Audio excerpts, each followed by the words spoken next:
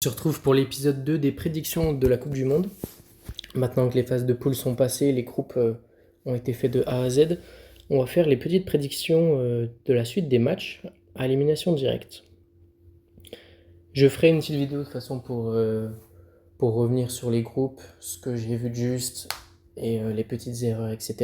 Parce qu'au final, il y a pas mal de groupes qui ne se sont pas déroulés comme prévu au niveau des places finales.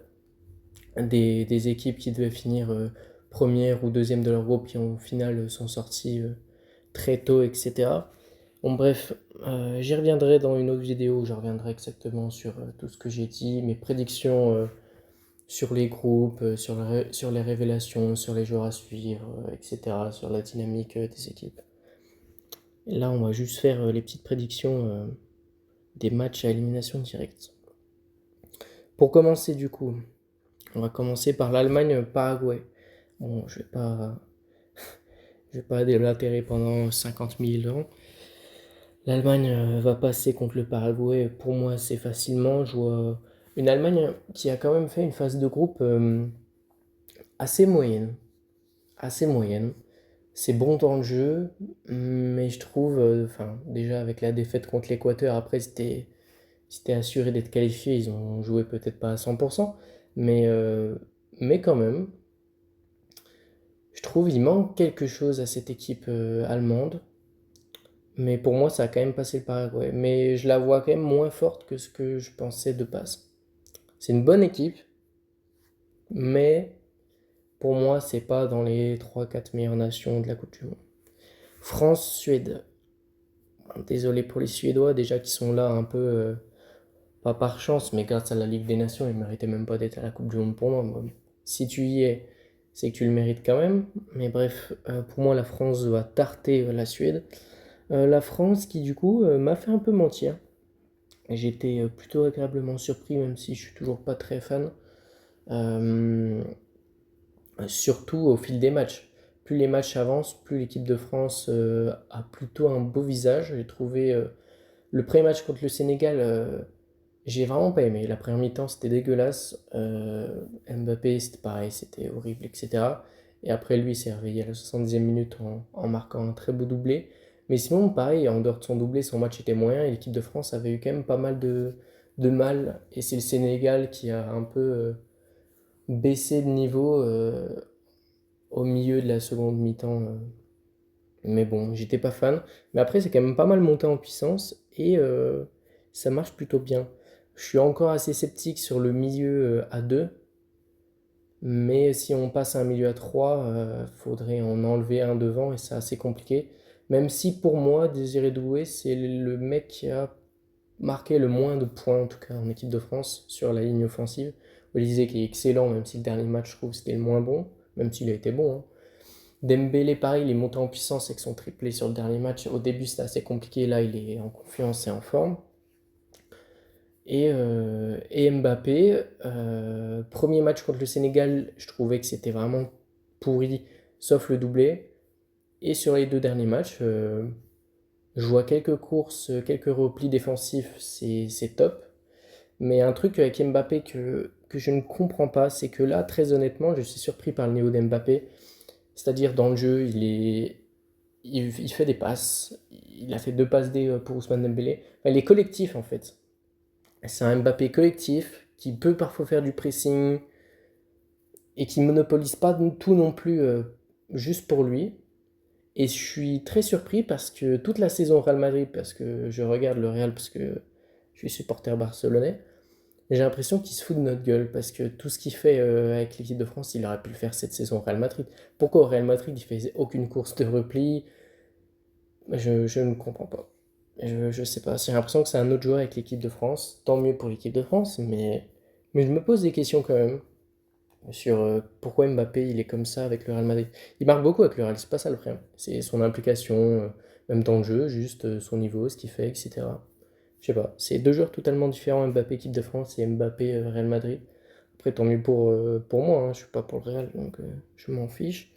Et l'équipe de France, je suis français, donc je suis pour l'équipe de France, mais je suis pas un fan de l'équipe de France. Mais tant mieux pour l'équipe de France quand même. Bref, la France pour moi va tarter la Suède. Je joue un score avec minimum 2 buts d'écart. Je fais aussi quelques pronos. Faut faire attention aux paris sportifs. Je ne conseille absolument pas de se foutre là-dedans. J'en fais quelques-uns, des trucs comme ça. C'est pour pimenter la chose, quoi. Mais voilà. Mais par exemple, dans ce match-là, je vois bien le Kicks mettre au moins un pion dans ce match-là. Ça ferait un Allemagne-France en huitième. Afrique du Sud, Canada. Je vais essayer d'aller un petit peu plus vite sur la suite. L'Afrique du Sud, premier match atroce. Et le reste, ensuite, c'était un peu mieux. Mais je trouve c'est une sélection qui, parfois, ne peut rien proposer offensivement. Mais quand ils proposent quelque chose, il manque toujours la finition. Ils ont galéré à marquer leur but dans le dernier match. Mais bref, le Canada, pour moi, c'est beaucoup plus solide. Avec des joueurs en forme. Jonathan David. Euh, Comment il s'appelle aussi? Saliba, le milieu de terrain de 22 ans, qui est vraiment pas mal. Il m'a un peu tapé dans l'œil là sur ce début de la Coupe du Monde. Très technique, franchement sympa, milieu de terrain. C'est dommage, c'est Koné qui s'est blessé. Milieu de terrain de Serie A, qui est out pour la fin de la Coupe du Monde, c'est un peu dommage, parce qu'il était vraiment, vraiment bon. Mais l'équipe du Canada, franchement, c'est assez solide. Ça a fait une bonne phase de groupe, etc. Je pense que ça va sortir assez facilement l'Afrique du Sud aussi. Pays-Bas-Maroc, ça c'est dommage que ce soit aussitôt dans la compétition, parce que ça va être un beau match pour, euh, pour la suite. Pour moi, c'est un match de demi-finale de Coupe du Monde, ça, ou de quart minimum. Que ce soit en 16e, c'est assez triste, parce qu'un des deux qui sort en 16e, c'est vraiment pas mérité, parce qu'ils ont tous les deux fait une bonne phase de groupe. Le Maroc, qui pour moi, c'est exactement ce que j'avais prédit. Le Maroc qui va finir deuxième derrière le Brésil, à la différence de but. C'est une prédiction parfaite de ma part sur ce truc-là. Bon, après, c'était pas le truc le plus dur du monde non plus, mais de toute façon, on y reviendra sur les prédictions. S'il y a du très bon et du pas bon. Donc on verra bien. Mais Pays-Bas-Maroc, Maroc très solide. Contre le Brésil, j'avais adoré. Brésil, je suis pas fan, même si ils ont géré leur phase de groupe. C'est pas des grosses adversités en face. Dans le jeu, je trouve que c'est pas ouf, mais on y reviendra après. Et le Maroc, en tout cas, j'ai beaucoup plus de garanties. Les Pays-Bas aussi, avec une attaque en feu. Ça, je suis étonné. Avec Christensen Somerville, Brobey, Ronald Koeman qui a trouvé enfin son numéro 9. Pour moi, c'est pas un grand joueur, Brobey, mais en tout cas, il a le profil idéal qui manquait à cette équipe et il plante. Donc, c'est pas mal. Franchement, ça va être un match très serré. Moi, je vois plutôt un match nul et ça va jouer en prolongation, voire au tir au but. Et pour moi, qui a l'avantage au tir au but? Niveau gardien, je dirais le Maroc, mais niveau tireur et mental, peut-être les Pays-Bas, mais ça me ferait chier pour le Maroc. En fait, dans tous les cas, si je sors les Pays-Bas, je trouve c'est pas mérité, et si je sors le Maroc, je trouve c'est pas mérité. Pour moi, ça va être un peu, ça va être très serré et ça va jouer vraiment à rien du tout. Et je vais dire les Pays-Bas, mais ça se joue vraiment à rien. Si le Maroc passe, je trouverais ça totalement normal, et si le Pays-Bas passe, ça me choquerait pas. Donc voilà, peut-être surfer sur la vague offensive des joueurs néerlandais qui est vraiment, ils sont en feu. À voir. Le milieu de terrain franchement, ça va être un très beau match au milieu de terrain.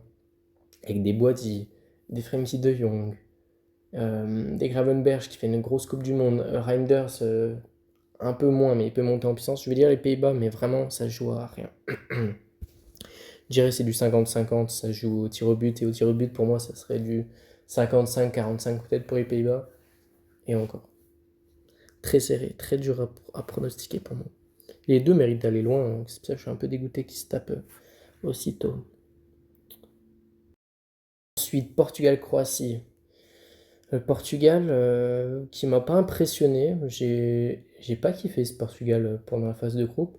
Je trouve que c'est trop terne. Ça a du mal à vraiment créer quelque chose de cohérent et de beau.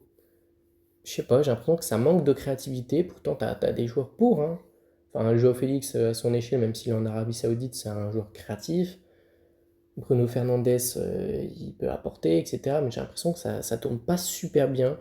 Il n'y a que contre l'Ouzbékistan où ça a bien tourné. Et ça a massacré l'Ouzbékistan assez facilement. Mais en dehors de ce match-là, j'ai trouvé que c'était assez poussif. Et pareil, CR7, bah, pour moi, c'est pas le problème principal. Pour moi, c'est le sélectionneur, Martinez. Mais, euh, mais ouais, CR7, c'est un joueur de bout de chaîne. Justement, là, il se cantonne uniquement à un rôle de finisseur. C'est ce qu'il faut. Parce que pour moi, il a plus le niveau pour faire plus que. Enfin, pour avoir juste plus qu'un rôle de t'es dans la surface, tu dois finir et basta. Donc c'est bien ce que fait CR7. Le problème, c'est qu'il n'a pas de ballon en fait. Il se passe pas grand-chose. Offensivement, je sais pas, c'est assez poussif. Je suis pas fan. Pour moi, ça va pas aller très loin le Portugal, même s'ils ont des très bons joueurs, ils peuvent se reprendre sur un match. Mais contre la Colombie, pour moi, ils méritent largement de perdre. Ils ne perdent pas un 0 sur ce match-là pour un but refusé pour 1 centimètre de chaussure en trop de Davinson Sanchez. Totalement con, les jeu comme ça, je déteste. Ça tue le foot pour moi, des jeux qui se jouent à 3 mm. Mais bref, match nul 0-0. D'ailleurs, le Portugal devait juste gagner contre la Colombie, faire le taf comme il devait le faire pour affronter l'Argentine en quart. Ils sont choc. Pas de Argentine-Portugal en quart. Je suis dégoûté. Pour moi, ça aurait été le match. C'est le match que tout le monde aurait rêvé de voir. CR7 Messi en quart, ça aurait été incroyable. Mais bon, toutes les grosses équipes qui devaient affronter l'Argentine ont choc. On en reparlera après. Ça fait que l'Argentine a un tableau, mais royal. Et c'est pas de leur faute, et c'est pas de la corruption. Je vois des trucs sur Twitter passer, oh la corruption du tableau de l'Argentine. Enfin, je sais pas, il faut juste avoir 2 neurones et connecter son cerveau pour comprendre que le tableau de l'Argentine, de base, si les favoris, les grosses équipes faisaient ce qu'on attendait d'elles, et bah ça fait un bon tableau. Au final, tout le monde a choc, ils ont un tableau très simple. Portugal-Croatie, pour moi, le Portugal va le faire tout de même, malgré après tout ce que j'ai dit. Parce que la Croatie, même si ça a fait l'affaire, etc., je n'ai pas trouvé que c'était non plus ultra exceptionnel. Attention à la Croatie. Pour moi, le Portugal passe s'ils arrivent à marquer dans le temps réglementaire et à sortir la Croatie dans les 90 premières minutes. Si ça va en prolongation au tir au but, le Portugal se fait sauter pour moi. Livakovic, il est bouillant en Coupe du Monde et au tir au but aussi. Attention à la Croatie. Pour moi, ça va être un petit score. Je vois vraiment une victoire 1-0 du Portugal ou un 2-1 Portugal. Un truc serré, mais, mais quand même les individualités portugaises qui font un peu la différence. Un gros Nuno Mendes, je sais pas, une frappe de loin de Vitinha qui a jamais marqué avec le Portugal encore, je sais pas, un truc comme ça. Je vois vraiment une victoire serrée. Mais par contre, si ça va en prolongation de tir au but, pour moi, la Croatie, c'est le piège parfait pour le Portugal. Je dirais le Portugal. Espagne-Autriche. Espagne, tout simplement. Même si ça n'a pas été extraordinaire en phase de groupe, pour moi, ça va monter en puissance petit à petit. Yamal, il revient bien, même si ça se voit qu'il est à peine 60% de ses capacités. Contre les matchs qu'il a fait, il était en 1 versus 5 sur son aile. Pour moi, ça va pas être le cas contre les grosses nations parce que ça va être trop déséquilibré. Enfin, il va être en 1 contre 2, 1 contre 3, une prise à 2 ou à 3 maximum, je pense, mais pas une prise à 5.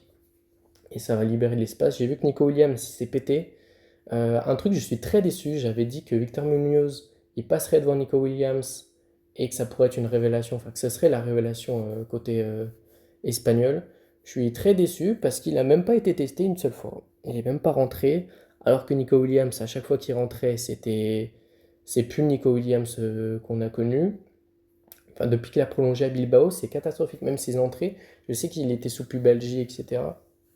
Mais s'il était là, c'est qu'il était apte à jouer, pas à 90 minutes, mais il était apte à jouer. Ses entrées, ça apportait rien. J'ai l'impression qu'il n'osait même plus beaucoup accélérer, percuter.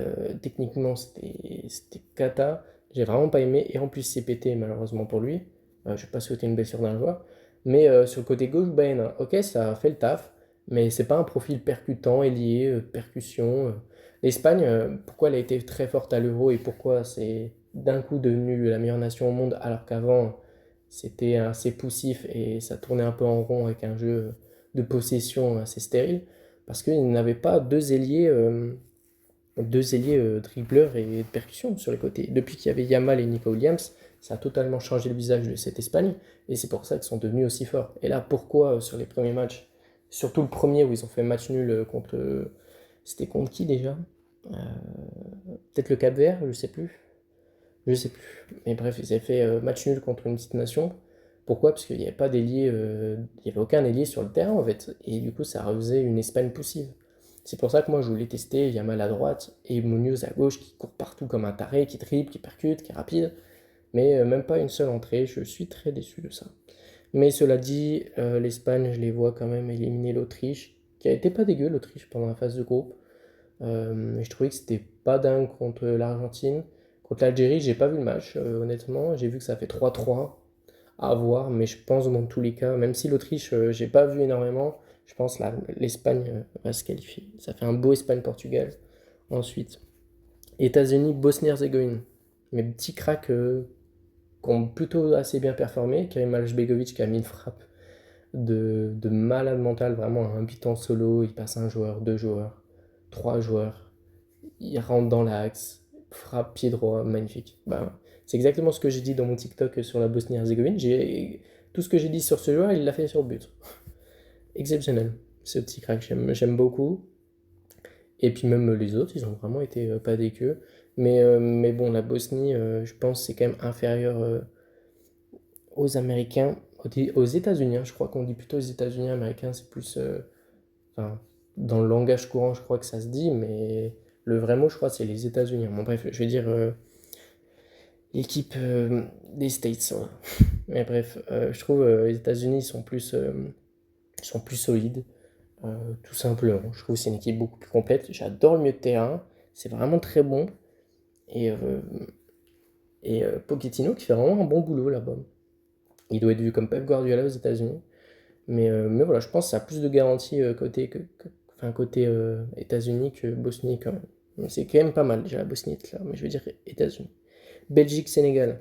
La Belgique, j'avais dit surprise, c'est l'une de mes plus grosses déceptions. J'ai dit surprise, pourquoi? Parce qu'ils avaient un groupe facile pour moi et devaient forcément finir premier. Et ensuite, ils finissaient premiers, ils avaient un tableau assez simple pour aller au moins en quart de finale.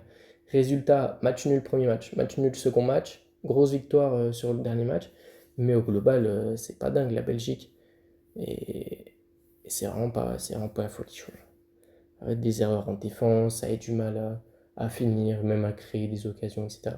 Je trouvais que c'était pas extraordinaire, mais bon, du coup, ils ont un peu de choc parce que leur parcours il est compliqué alors que de base ça devait être un parcours très simple. Et pour moi, ça saute contre le Sénégal. Sénégal, j'aime bien. Ils ont failli pas passer tout court, mais pour moi, ils se sont vraiment bien réveillés dans le dernier match où ils ont gagné 5-0 contre l'Irak. Gay, milieu de Villarreal au milieu de terrain, il a vraiment, c'est un magnum, c'est un sniper qu'il a dans le pied. C'est un lance-roquette même plutôt. Il envoie des missiles, c'est vraiment, j'adore ce joueur. J'aime beaucoup, je pense qu'il aurait le niveau de jouer dans un plus grand club que Villarreal. Mais bref, là n'est pas le débat. Mais pour moi, le Sénégal, justement, ils ont commencé vraiment dans la difficulté, mais il y a du talent.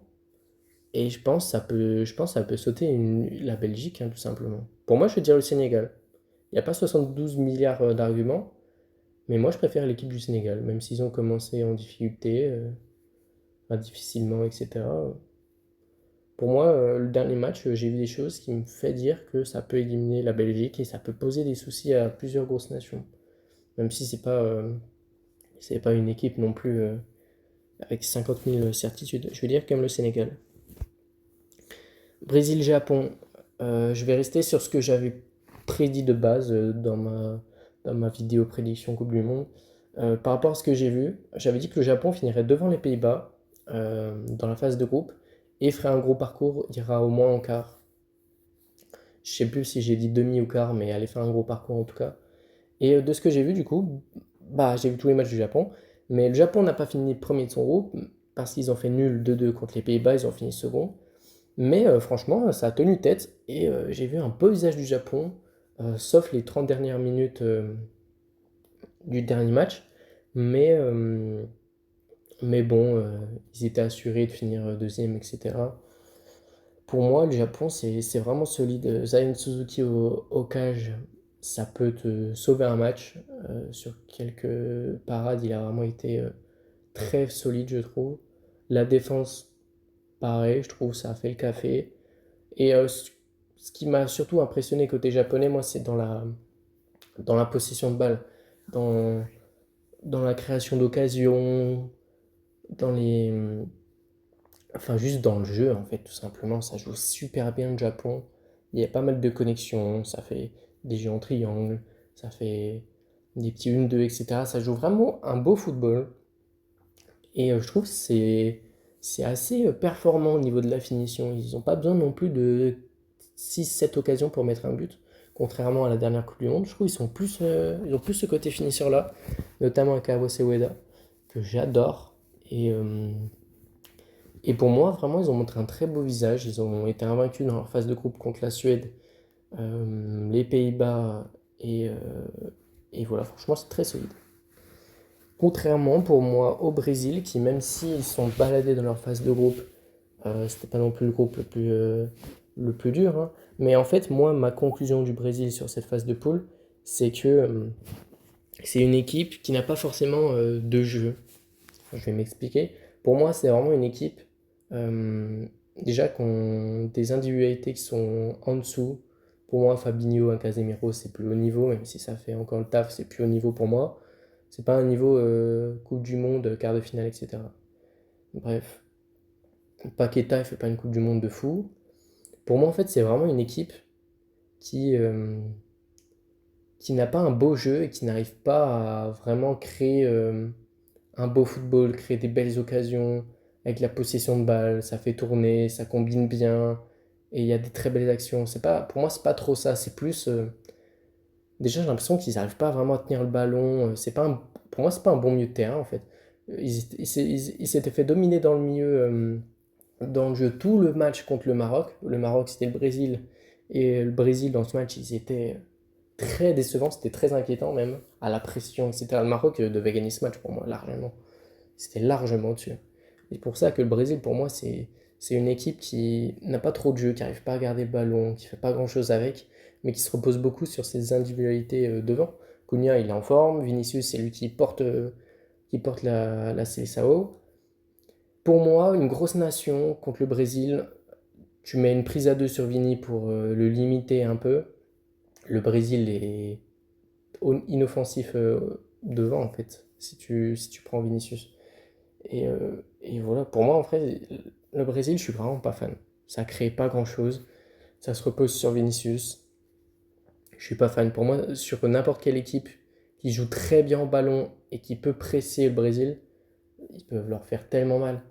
Et le Japon, pour moi, ça joue mieux que le Brésil. Ça a des joueurs moins forts, hein. Ils n'ont pas un Vinicius, le Brésil, le Japon, pardon. Et évidemment qu'ils peuvent se faire avoir par un Vini qui met un doublé. Le Brésil, en fait, c'est ça. C'est qu'ils vont rien faire. Ils vont être nuls dans le jeu. Ils vont juste. Gabriel et Marquinhos, ils vont s'échanger des passes. Pas le milieu de terrain qui s'échange des passes, hein. C'est le défenseur qui s'échange des passes. Ça a fait tourner, c'est stérile. Et d'un coup, ballon en profondeur, Vini fait un crochet, fait une frappe en lucarne et il gagne comme ça. Sur, euh, sur deux contres, ils peuvent mettre deux buts. C'est ça le danger du Brésil. Mais dans le jeu, il m'impressionne absolument pas. Et le Japon, pour moi, joue nettement mieux que le Brésil. Et le Japon a une structure plus cohérente. Ils peuvent organiser un pressing collectif qui est vraiment efficace. Et pour moi, dans le jeu, le Brésil, c'est devant. Le Japon, pour moi, élimine le Brésil. Je reste sur ma théorie, sur ma prédit de base. Le Brésil sort tôt. Le Japon sort le Brésil, puisque j'avais vu Brésil-Japon déjà de base. Et le Japon les sortir.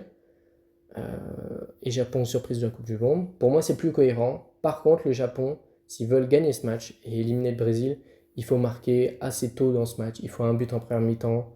Si ça s'éternise trop, si le Japon marque pas avant l'heure de jeu ou un truc comme ça, et que le Brésil, par exemple, mène 1-0 ou il y a 0-0 à l'heure de jeu, pour moi, le Japon sortira sur un petit score. Le Brésil qui fait un match vraiment pas dingue et qui marque sur un exploit individuel, un Vini, sur un contre clinique et qui danse au poteau de corner. Je peux voir ça aussi. Mais pour moi, je trouve un Japon plus cohérent. Et je vais dire le Japon qui élimine le Brésil, qui floppe cette Coupe du Monde. Ensuite, je vais accélérer parce que j'ai beaucoup papoté déjà. Côte d'Ivoire-Norvège. Côte d'Ivoire, pour moi, avec le Maroc, les deux meilleures nations africaines sur cette Coupe du Monde. La Norvège, très fort, même s'ils ont fait tourner contre l'équipe de France. Je trouve que c'est une très bonne nation. C'est pareil, ça va être un match très très serré. Erling Haaland, très solide. Ce que j'adore avec Erling Haaland, c'est que il ne demande pas tout le jeu juste pour lui. C'est pas une équipe qui joue pour Erling Haaland. C'est Haaland qui joue pour l'équipe. Tout le monde joue les uns pour les autres et au final, ça marche bien. Parce qu'au final, qui est à la finition, c'est Haaland tout le temps. Mais c'est pas forcé sur Haaland. Ça joue bien. Pour moi, la Norvège est une des meilleures nations de la Coupe du Monde sur coup de pied arrêté et sur corner. Ils ont beaucoup de taille aussi. Et, euh, et sur les projections rapides, sur les contres, c'est dévastateur la Norvège. On l'a vu contre le Sénégal qui s'est fait tarter par la Norvège. Et franchement, il aurait pu avoir plus de buts. Même si au final ça finit que sur 3-2, ça aurait pu être un 5-2, un 5-1. C'était pas choquant. Et Haaland, il est clinique. J'adore Nusa, Schelderup, même Oscar Bob en sortie de banc, qui a été titulaire contre la France, qui a fait beaucoup de mal en seconde mi-temps. Mais je trouve que c'est assez serré. Je dirais, ouais, c'est pareil. C'est un 50-50. Mais je vais dire la Norvège. Pour moi, la Côte d'Ivoire peut éliminer la Norvège. C'est pareil, ça me choque pas. C'est 50-50. Mais là, c'est aussi un petit peu. J'ai choisi la Norvège aussi un petit peu parce que j'aime la Norvège, je pense que ça influe aussi mon choix. Mais je vais dire la Norvège. Ça joue à rien. Mexique, Équateur. Mexique, ça fait le boulot. C'est pas extraordinaire, pays hôte, mais ça fait le taf. Ça finit premier de son groupe sans être extraordinaire, mais ça fait l'affaire. Et Équateur, j'ai beaucoup aimé le visage contre l'Allemagne. Je trouve que c'était assez poussif sur les premiers matchs. Ça fait du mal à marquer, en fait, tout simplement. Il leur manquait juste ça. Plusieurs poteaux, etc. et un manque de finition. Ils sont tombés sur un gardien qui a fait un match extraordinaire aussi. Mais Équateur, pas mal. Équateur, pas mal. Et Équateur, pardon, qui élimine le Mexique. Ce que j'ai bien aimé, en fait, contre l'Allemagne. Et je trouve qu'il y a pas mal de bonnes choses. Angleterre-Congo. Je suis très content que le Congo se soit qualifié en 16e. J'aime bien cette équipe. Mais pour moi, l'Angleterre, quand même. L'Angleterre, pour moi, va aller loin. Même si pour moi, Harry Kane, aussi grand joueur qu'il est, même si c'est un prétendant au Ballon d'Or, même s'il a mis 72 buts cette saison, il peut en mettre 10 000 même s'il veut. Pour moi, ça restera un grand joueur, un beau joueur, mais ça restera toujours un loser éternel pour moi, dans le sens où, par exemple, contre le Ghana à 0-0, il a une occasion à 2 mètres des buts, il la tire au-dessus. Une occasion, c'est la seule qu'il ne faut pas rater, il la rate. Un pénalty raté plus tôt, dans le match précédent. Pour moi, il y a toujours ce truc de. Harry Kane, il peut être excellent, mais il peut rater une occasion, il peut rater un truc qui fait que l'Angleterre sort. Mais pas contre le Congo non plus. Je ne pense pas. Je pense que ça fera l'affaire tranquillement. Argentine-Cap-Vert. Le tableau bidon de l'Argentine. Pas parce que c'est tout corrupt ou parce qu'ils ont payé la FIFA ou quoi. Parce que toutes les autres grosses nations ont flop. La Turquie devait être sur le chemin de l'Argentine d'après tout le monde, hein. Tout le monde voyait la Turquie premier ou second de son groupe. Moi non, je les avais mis troisième. C'est aussi l'une de mes petites prédictions. J'avais vu la Turquie flop. Et je suis très content. Enfin, je suis pas très content pour la Turquie, hein, j'ai rien contre eux. Mais c'est passé. Et j'avais eu raison. Mais ils ont fini encore pire quatrième. Bon, bref, tout ça pour dire que juste si les équipes avaient fait le taf, ils auraient été contre l'Argentine. Portugal devait finir premier de son groupe. Ils finissent second. Bah oui, sinon ils auraient été contre l'Argentine en quart. Donc bon, c'est pas de la faute de l'Argentine si les équipes choquent en face, hein. Bref, euh, Argentine-Cap-Vert. Argentine, je vais pas tourner autour du pot. Australie-Égypte, j'aime beaucoup. L'Égypte, c'est vraiment pas mauvais. C'est mieux, c'est meilleur que ce que je pensais. Même Mohamed Salah, etc. Et, euh, et je pense que c'est au-dessus de l'Australie, honnêtement. Je dirais 55-45 pour l'Égypte. Mais euh, ma petite section, mes petits chouchous australiens, avec Nestor Irankunda, qui a marqué en phase de poule, comme je l'avais dit, je suis très content. Mais pour moi, d'ailleurs, Irankunda est très mal utilisé. Popovic, j'avais échangé très rapidement avec plusieurs personnes sur Instagram, etc. Plusieurs, même des youtubeurs, etc., dont Scipion. Et qui d'ailleurs était d'accord avec moi sur le fait que Popovic était un coach assez étrange. Il tente pas assez de choses, il fait des compos très bizarres, on comprend pas trop. Et sur le second match, par exemple, il met pas Motouré en pointe, il met Nestor Irankunda en pointe. C'est pas un neuf, Irankunda. Évidemment que pendant tout le match, d'ailleurs ça finit en 0-0 dégueulasse. Évidemment que pendant tout le match, Irankunda il avait du mal. C'est pas un neuf. Il avait pas beaucoup de ballons. C'était assez compliqué, il n'était pas trouvé. C'était C'est vraiment le meilleur ailier de l'équipe. Tu le mets pas ailier, je ne comprends pas Popovic, j'aime pas ses compos, j'aime pas comment il, comment il aborde les matchs, etc. Euh, mais au final, ça se qualifie deuxième. Alors personne ne les voyait deuxième, moi je les voyais deuxième. Et on peut rien dire, hein, c'est très bien. Mais ça pourrait faire mieux, ça pourrait être mieux.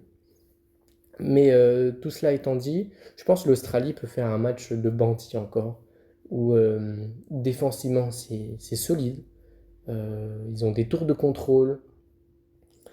Et puis même là, il y a le petit jeune Lucas Harrington qui était titulaire sur le troisième match nul 0-0.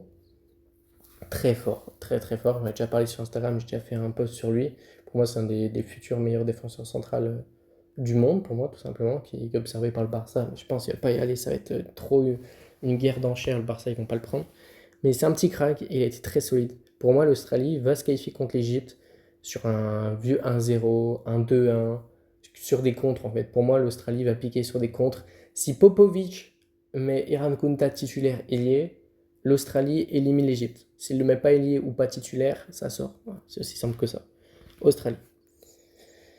Suisse, Algérie. L'Algérie qui a eu chaud. Hein. L'Algérie qui a eu chaud. La Suisse, Manzambi, il est en feu. Et pour moi, la Suisse, ça sortira l'Algérie.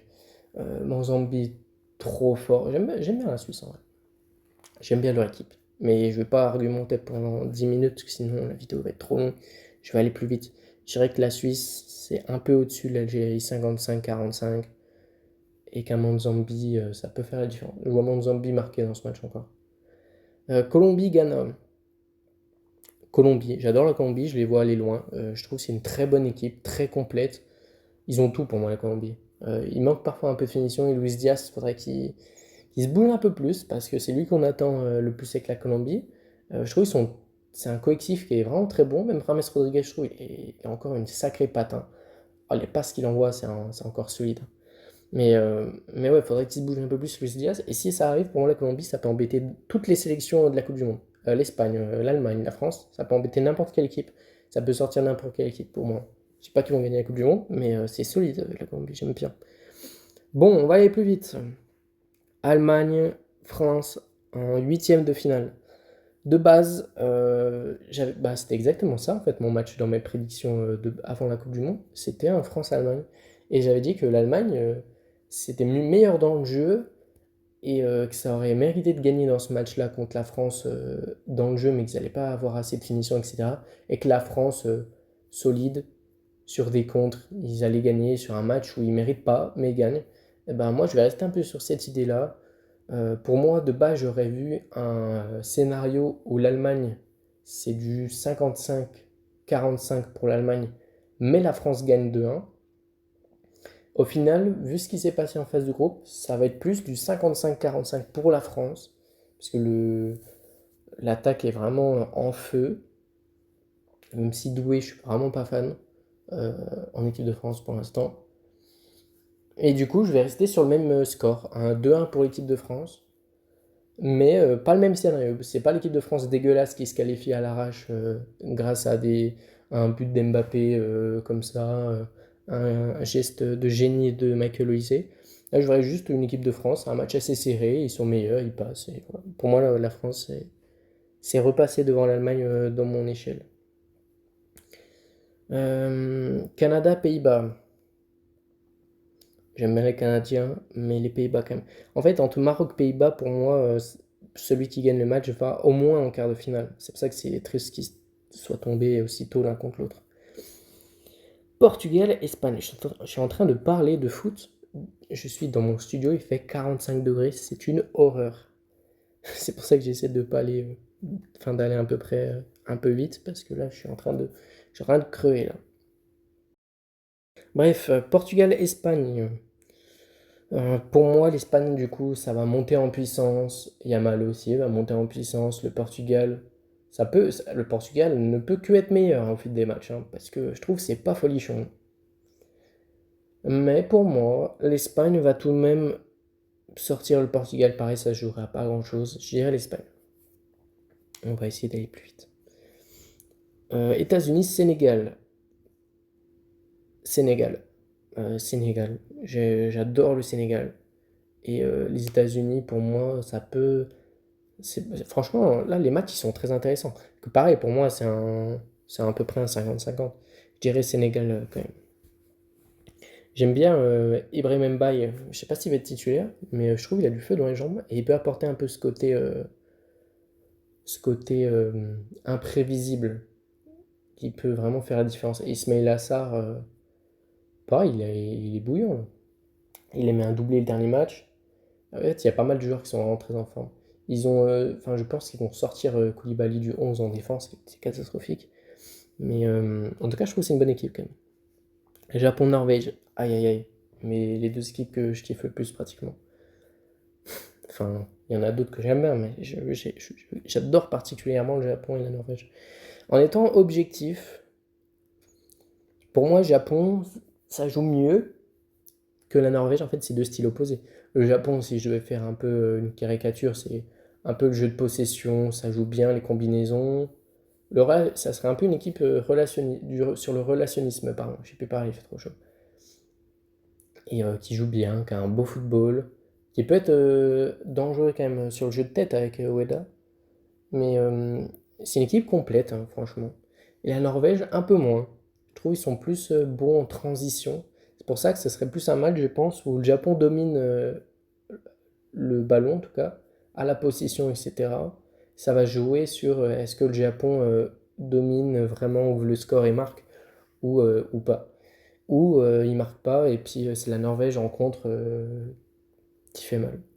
Pareil, pour moi, je dirais que c'est un 50-50 aussi. Ouais, si, un 50-50. Pour moi, c'est pareil. C'est comme Maroc-Pays-Bas, ça joue à rien. Le scénario, c'est soit le Japon domine et arrive à convertir cette domination et élimine la Norvège, soit ils n'y arrivent pas et la Norvège va les niquer en contre. Pour moi, c'est ça, hein. Je vais peut-être dire le Japon quand même. Ça joue à rien. Pour moi, ça peut être Norvège-Japon, c'est les deux. Je clique sur les deux en fait. Je clique au milieu entre les deux et ça passe. Bon, bref, c'est très serré. Je pense que le scénario qui va se passer, c'est la Norvège va les avoir en contre. Euh, je pense que ça va être ça. Mais je crois quand même en ce Japon. Équateur-Angleterre. Attends, l'Angleterre, ils peuvent se faire avoir par une équipe comme l'Équateur. Mais je pense l'Angleterre, pardon, oups, l'Angleterre fera le taf contre l'Équateur, si ça devait arriver. Argentine-Australie, pareil, j'adore Nestor Ngunda et l'Australie qui peuvent faire très mal en contre. Et ils peuvent se faire, pour moi, ça sera pas un match où il y aura que l'Argentine qui va marquer. Ça sera un 3-1 Argentine, un truc comme ça. Mais je vois l'Argentine quand même au-dessus largement. Ça joue très bien au ballon, c'est plutôt bon en contre, même si c'est pas la meilleure équipe de contre, loin de là. Défensivement, personne n'arrive à marquer pratiquement contre l'Argentine. Ils ont que ces 0 buts, je crois. Jordanie. Si, ils ont pris un but de la Jordanie. Mais bon, c'est très solide quand même défensivement. Pour moi, l'Argentine, assez facilement. J'espère, le scénario idéal, Irad Kouda, il nous met un petit pion et l'Argentine passe. Suisse-Colombie. Colombie, j'adore la Colombie. Pour moi, ça élimine la Suisse, ce serait un 60-40 pour la Colombie. France-Pays-Bas. Au final, la France, je ne les voyais pas faire une grosse Coupe du Monde, mais avec ce tableau-là et. En fait, pour moi, c'est pas l'une des meilleures nations de la Coupe du Monde, mais en termes de profil de jeu, pour que l'équipe de France sorte, il faut qu'il tombe contre une équipe qui est capable de marquer 3 buts au moins dans le match.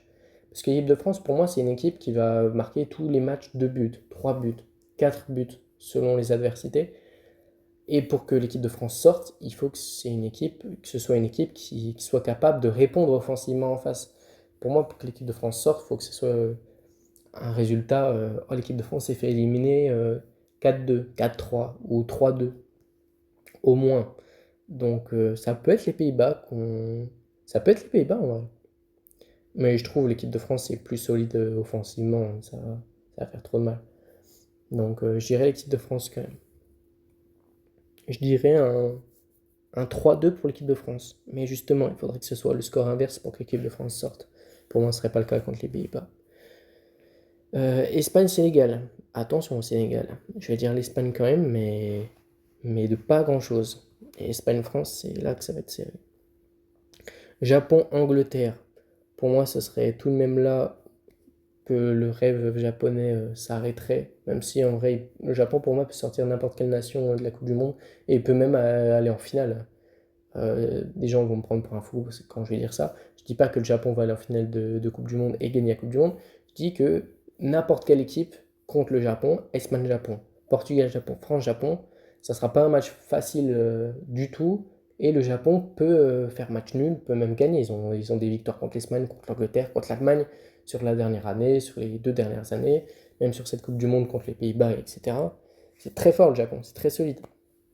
Mais pour moi, l'Angleterre, c'est typiquement l'équipe qui, même s'ils peuvent être moins forts, je pense que c'est pareil, dans le jeu, ça serait assez kiff-kiff. Par contre, 50-50, je dirais à peu près. Chacun ses petits moments, ses petits moments de points forts. Mais au final, le talent individuel ferait la différence. Un Jude Bellingham, euh, en renard des surfaces, un Harry Kane, pareil, euh, à voir. Mais pour moi, l'Angleterre a ce truc-là en plus de la grande nation avec de grands joueurs qui, même si parfois ils peuvent être moins forts que leur adversaire, peuvent gagner le match. Et pour moi, là, ça serait un peu ce scénario-là, où dans le jeu, ça serait à peu près équivalent, mais l'Angleterre s'imposerait par rapport à leur grosse individualité. Donc j'irai l'Angleterre, et ça, je serais très triste pour le Japon. Argentine-Colombie, pour moi, c'était mieux pour l'Argentine de taper le Portugal en quart plutôt que la Colombie. La Colombie, c'est vraiment typiquement le genre d'équipe et de style de jeu qui embêterait cette Argentine-là et qui pourrait être éliminée. Cela dit, il y a un joueur sur le terrain qui fait la différence constamment. Il a marqué à tous les buts, c'est le meilleur buteur de la Coupe du Monde, c'est Lionel Messi.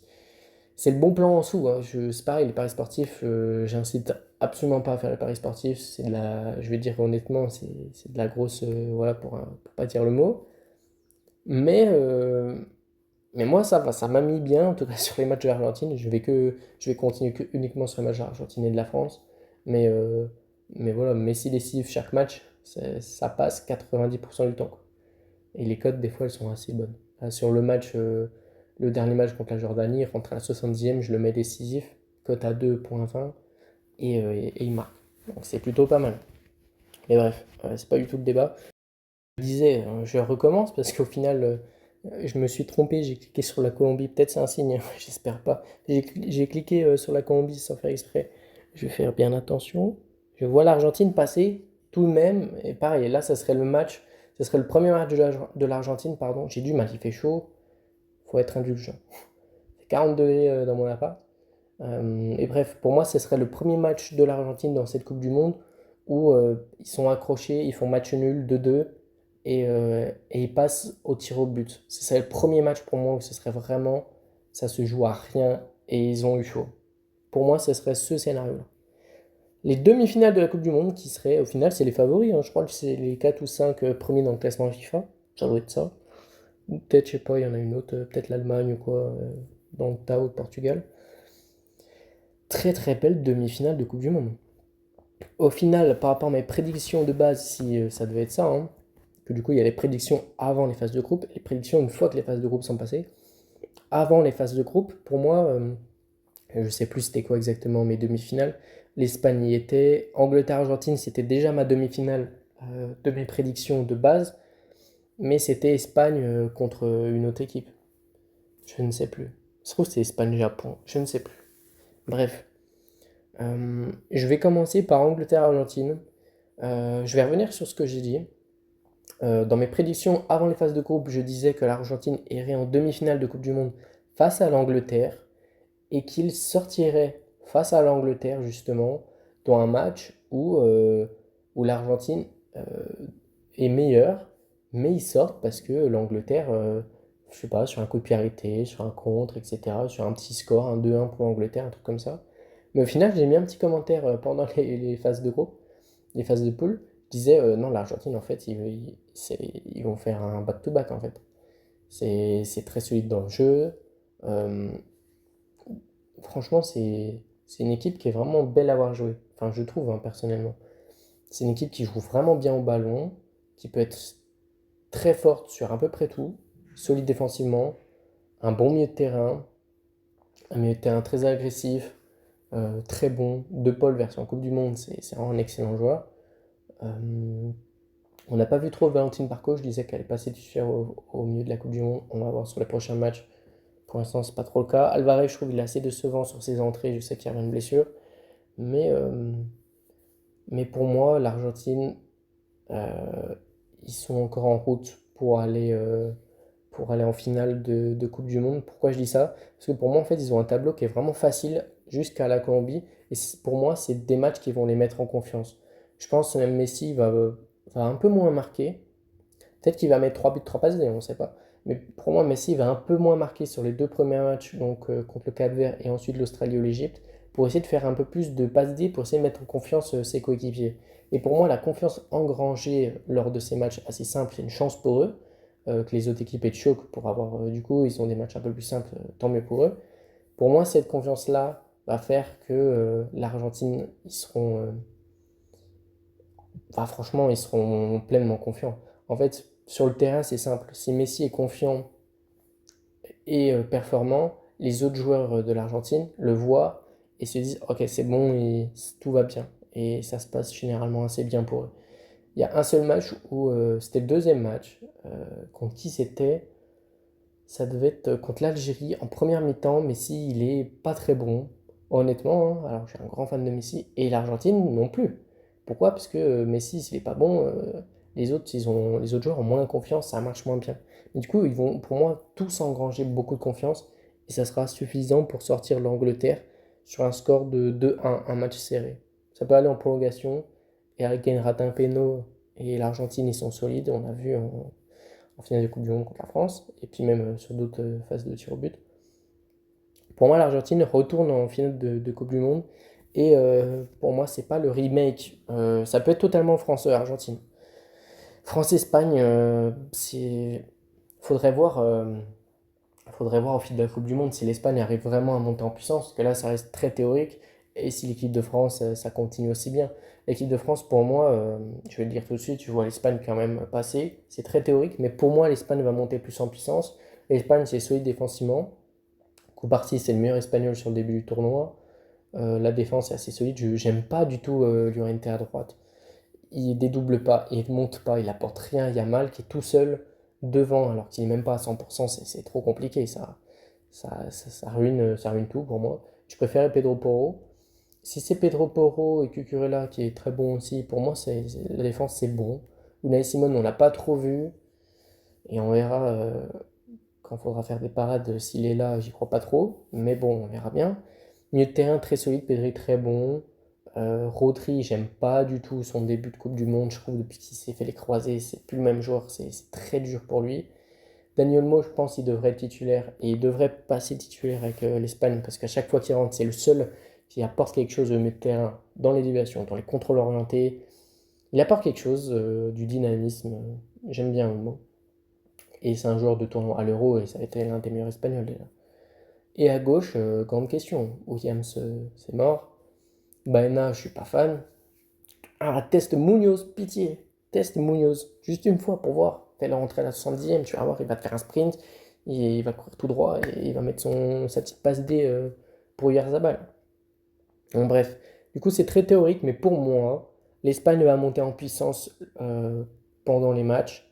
Yamal va redevenir, ça va être de mieux en mieux en fait. Ça va pas être de pire en pire, Yamal. Ça ne peut être que de mieux en mieux. Si Pedro Porro il passe devant Llorente, ça peut être que de mieux en mieux aussi. Le milieu de terrain, pareil, tu mets Olmo, ça ne peut être que être mieux. Oyarzabal, c'est solide, ça fait l'affaire. C'est un bon joueur. Il n'y a que l'aile gauche, il y a une petite interrogation. Et l'équipe de France, dans tout ça, faut voir si le rythme de l'attaque, ça tourne aussi bien tout le long du tournoi. Pour moi, oui. Mais pour moi, en fait, ce qui peut faire que l'équipe de France sort et ne gagnera pas la Coupe du Monde pour moi, ils peuvent la gagner, hein, vu ce qu'on a vu. Mais pour moi, il y a un problème, c'est les latéraux. Je trouve que ce soit à gauche ou à droite, c'est une cata. Je déteste ce que propose Théo Hernandez dans cette phase de groupe, pour moi, il doit sortir du 11, j'espère. Apparemment, j'ai vu une info, Lucas Digne serait titulaire contre la Suède. Lucas Digne, c'est pas extra, mais pour moi, c'est mieux que Théo Hernandez. Théo Hernandez, il faut arrêter, c'est fini. Je déteste, je trouve qu'il est vraiment très mauvais. Bon, il a provoqué un penalty, il est sur le but de Ibrahim Mbaye, il est sur 2 scènes de crime en 2 matchs. C'est que c'est un petit problème. Bref, en tous les cas, je trouve qu'il est pourri. J'aime pas, je vais pas mâcher mes mots, je trouve qu'il est pourri, Théo Hernandez, il est bidon. J'aime pas. Et je préfère Lucas Digne.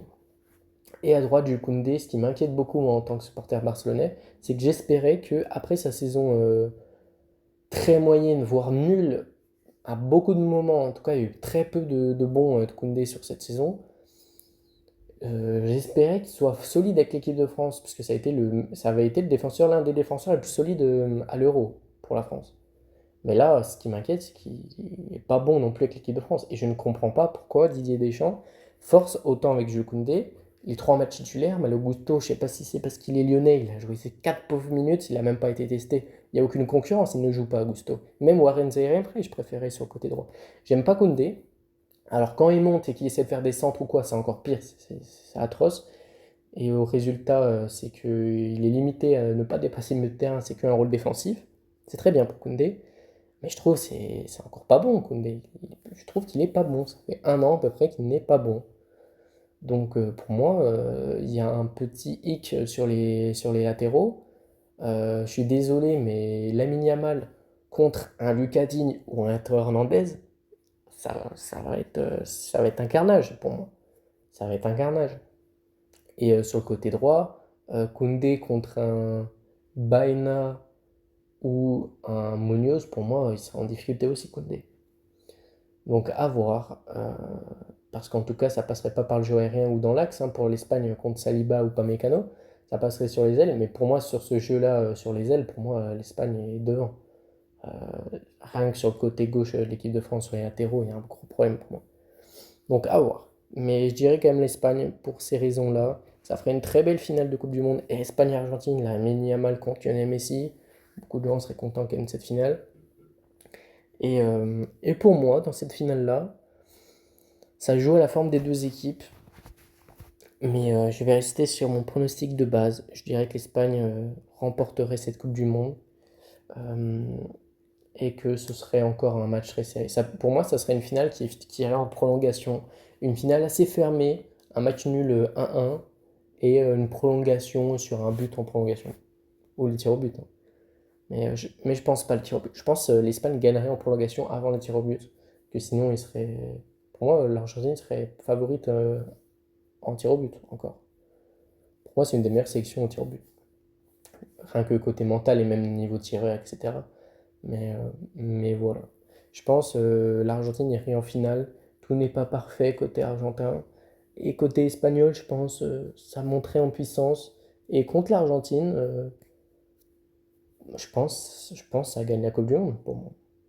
Et je reste sur mon pronostic de base, même si on a vu que l'Espagne c'était un peu bancal en phase de poule, que c'était pas extraordinaire. Pour moi, attention quand même à l'Espagne, à pas les enterrer aussi facilement, être trop vite dans la culture de l'instant de c'est bon, l'Espagne, ils vont rien faire, ils vont flop, etc. Il y a quand même des sacrés joueurs en l'Espagne. Pedri, Yamal, Rodri peut remonter en puissance. Olmo, s'il intègre le 11, ça fait une grosse différence. Faut quand même faire attention. Et pour moi, ça suffirait quand même pour gagner la Coupe du Monde. Mon gagnant de la Coupe du Monde 2026 est donc euh, les Espagnols face aux Argentins. Et puis voilà quoi. Mon prono de base, c'était une finale Espagne-Angleterre. Et mon nouveau prono suite aux phases de poule, ce serait Espagne-Argentine. Et puis voilà, tranquillement. Bref, je vous souhaite une très bonne fin de journée. Pensez à boire de l'eau, il fait super chaud, c'est compliqué l'été. Et c'est un peu dur pour tout le monde, j'ai même pas de ventilo, je suis en train de crever chez moi. Mais voilà, bon courage à tout le monde avec les fortes chaleurs. Et puis bonne Coupe du Monde. C'est sympa quand même de regarder les matchs, ils sont super tard, il fait un poil plus frais dehors de 2 degrés. Et c'est cool. Et bref, bonne journée à vous. Et voilà, prenez soin de vous. Et on verra si j'ai raison. Et on fera aussi une vidéo retour sur mes prédictions de base des poules, enfin de tout ce que j'ai dit une fois que la Coupe du Monde sera terminée. Les buteurs, les machins, chouettes, et puis voilà. Bref, ciao.